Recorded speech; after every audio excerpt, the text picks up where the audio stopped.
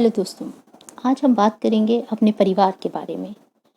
परिवार में हुई प्रॉब्लम्स के बारे में और प्रॉब्लम्स का रीज़न क्या होता है। अक्सर जो हमारे छोटे-मोटे झगड़े होते हैं, कई बार आपस में आस-पास आपने देखा होगा कि कई झगड़े होते हैं। वो झगड़े कभी पति-पत्नी के बीच, कभी माँ-बेटे के बीच, कभी सास-बहू तो कभी पिता और पुत्र के बीच।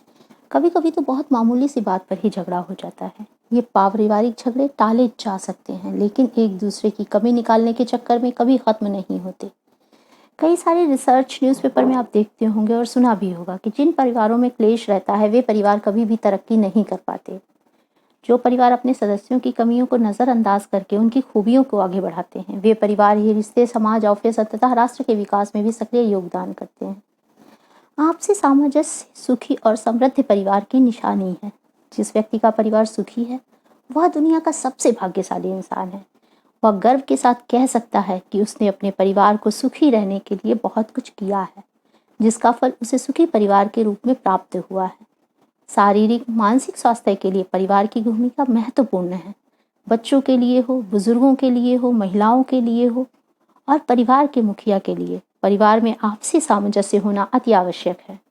बच्चों के नज़रिए से देखें तो जो बच्चे अपने परिवार यानी माता पिता और दादा दादी के साथ रहते हैं, उनका शारीरिक विकास तो होता ही है, सबसे अधिक वे मानसिक तौर पर मजबूत होते हैं, जो आगे चलकर कैरियर में संबंधों में बहुत काम आता है।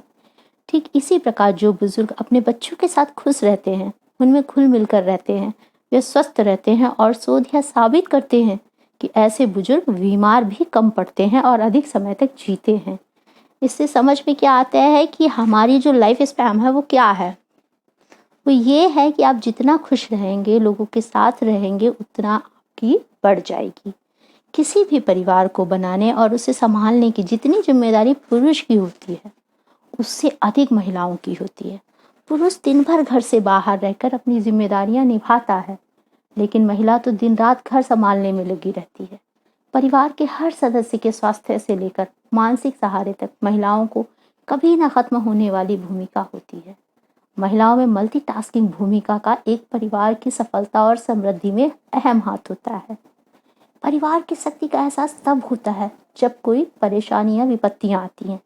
परिवार का कोई सदस्य मुसीबत में होता है, ऑफिस, कैरियर, संबंधों आदि में असफलता, डिप्रेशन की स्थिति में परिवार ही सबसे बड़ा सहारा होता है। बाकी लोग तो बाद में आते हैं। अगर परिवार में एकता होगी तो इन सारी मुसीबतों से पार पाने में आसानी होगी। परिवार में एकता होगी तो समाज और राष्ट्रीय एकता में भी उसका योगदान रहेगा। एक सुखी और समृद्ध परिवार में आपसी मनमुटाव और वैचारिक मतभेदों का कोई स्थान ही नहीं होता है और ना ही स्थान होना चाहिए। इसका मतलब क्या है? इसका मतलब यह नहीं कि ऐसे परिवारों में कोई मतभेद होते ही नहीं है। होते हैं, जरूर होते हैं, लेकिन उनका समाधान भी आपस में मिलकर बैठकर निकाल लिया जाता है।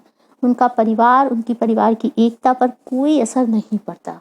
दिक्कत उन परिवारों में आती है जहां ये मतभेद आपसी बातचीत से नहीं सुलझ पाते। परिवार में जब भी कुछ गलत होता है तो एक दूसरे पर दोष डालने लगते हैं कि गलती आपकी है और कोई भी अपनी गलती मानने के लिए तैयार नहीं होता। लिहाजा गलतियां होती रहती हैं, लेकिन देखा गया है कि जिन परिवारों में अपनी गलती मानने की परंपरा होती है और उस गलती को स्वीकारने का साहस होता है, वे हमेशा तरक्की करते हैं। अब आप सोच रहे हैं मेरे कहने का तात्पर्य क्या है? यही कि सामंजस्य ही अच्छे परिवार की निशानी है। सामंजस्य ही गलत चीज को भी सही कर देता है। कहते भी हैं कि खुशियों की शुरुआत घर से ही होती है। परिवार खुश होगा तो आप बाहर भी खुशियां बांट सकते हैं। खुशी के वातावरण में दिमाग सही काम करता है। आप अच्छा सोचते हैं, अच्छा करने की कोशिश करते हैं, अच्छा माहौल रहता है तो बाहर वालों को आपके परिवार के मामलों में हस्तक्षेप करने का अवसर ही नहीं मिलता। जब भी कभी परिवार में कुछ गलत हो गया है तो सभी मिलकर बैठकर उस गलती को सुधारने लग जाते हैं। एक दूसरे पर इल्जाम नहीं लगाते। यही एक अच्छे और सुलझे हुए परिवार की पहचान है। वहीं अगर परिवार में एक दूसरे को गलत सिद्ध करने की होड़ लग जाती है तो समस्या का समाधान नहीं बल्कि समस्या और बढ़ती है और परिवार में कलेश पैदा हो जाता है, जिसका असर परिवार के हर सदस्य पर पड़ता है। परिवार में विवाद और मतभेद होंगे तो आप समाज और राष्ट्र के लिए भी कोई योगदान नहीं कर सकते, क्योंकि आप अपने परिवार में ही उलझे रहते हैं। शारीरिक स्वास्थ्य से लेकर मानसिक स्वास्थ्य पर भी प्रतिकूल प्रभाव पड़ता है, जिस कारण आप सही निर्णय लेने की क्षमता पर भी असर पड़ जाता है। आप सही निर्णय नहीं ले सकते तो चीज़ें खराब हो जाती हैं। ऐसा नहीं है कि सुखी परिवारों में मतभेद या मनभेद नहीं होते, होते हैं, लेकिन वे आपसी बातचीत से सुलझा लिए जाते हैं। लेकिन जिन परिवारों में ये नहीं होता, वहाँ समस्या कम नहीं बल्कि बढ़ती जाती है। इससे एक बात निकल कर सामने आती है कि आपसी संवाद किसी भी परिवार में खुशियों की धुरी है। आपसी संवाद का बना रहना बहुत आवश्यक है। जहाँ संवाद में दूरी बनती है, संवाद टूटता है, समझो मतभेद गहरे होने शुरू हो जाते हैं, जिसका नतीजा बुरा ही होता है। संवाद का मतलब क्या है? कम्युनिकेशन। कम्युनिकेशन से ही तो रास्ता निकलता है, और अगर वही टूट गया तो समझो रास्ता ही खत्म हो गया। इसीलिए रास्ता और संभावनाएं खत्म नहीं होने देनी चाहिए। संवाद और संभावनाएं बनी रहेंगी तो समाधान निकलने की आशा और गुंजाइश भी बनी रहेगी। कई बातें हैं जो परिवार में मतभेदों को बढ़ाने का काम करती हैं। इनमें सबसे बड़ी बात है अपनी गलती ना मानना। अक्सर हम अपनी गलती नहीं मानते, और मानते हैं तो उसमें बहुत से किंतु परंतु लगा देते हैं, जबकि अपनी गलती स्वीकार करना भी एक गुण माना जाता है। जब आप अपनी गलती स्वीकार करते हैं तो परिवार के अन्य सदस्य भी आगे आकर अपनी गलतियों को स्वीकार करने में हिचकिचाते नहीं हैं। इससे समस्याएं और मतभेद पैदा होने के अवसर ही नहीं आते हैं।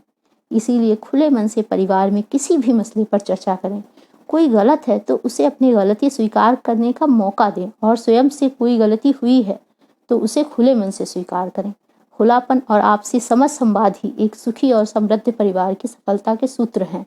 इन्हें हमेशा अपने मन में रखिए, क्योंकि खुशियों की शुरुआत परिवार से ही होती है।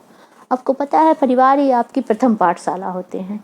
इसलिए कभी भी अपने परिवार से दूर होने का मत सोचिए। परिवार में छोटी मोटी अगर गलतियां हो रही हैं, प्रॉब्लम्स आ रही हैं, तो उन्हें मिलकर सुलझाएं। कभी उन्हें राई का पहाड़ ना बनने दें।